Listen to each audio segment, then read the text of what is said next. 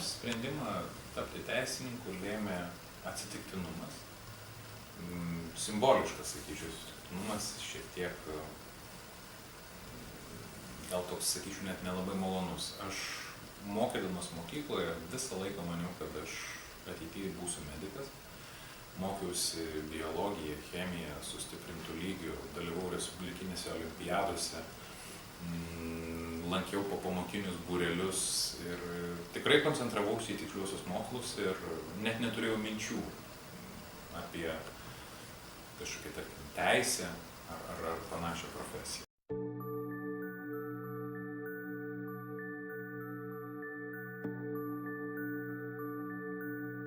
Visiems teisininkams be išimties yra būdingas analitinis mąstymas, kruopštumas, didžiulis atsakomybės jausmas, pareigos supratimas. Manyčiau, kad tai yra pagrindiniai bendri bruožai būdingi visiems teisininkams ir šitos savybės tikrai yra būtinos. O jau toliau be abejo viskas priklauso nuo tavo lygio, nuo tavo tolimesnių pasirinkimų, kaip aukštai tu ketini eiti ir ką daryti. Ar advokatas turi būti sąžiningas?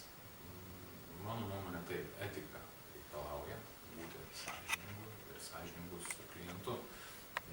Tiek Lietuvos advokatūros išleisti teisės aktai, tiek ES teisės aktai įpareigoja advokatą elgtis etiškai kliento atžvilgiu, teismo atžvilgiu, kitų advokatų kolegų atžvilgiu.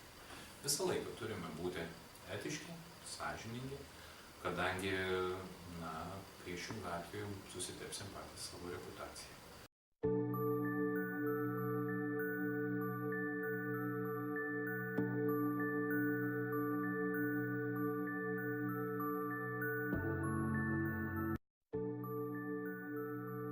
Sudėtingumas teisinių klausimų didėja geometrinė progresija, jų daugėja. Ir iš tikrųjų visų pirma reikia suvokti visą teisinę sistemą. Toliau viskas labai priklauso ir nuo to, kokio pobūdžio profesiją teisinę tu rinksies. Palinkėčiau tokiam jaunuoliui ir jaunuoliai kantrybės, ištvermės ir didžiulio užsispyrimo.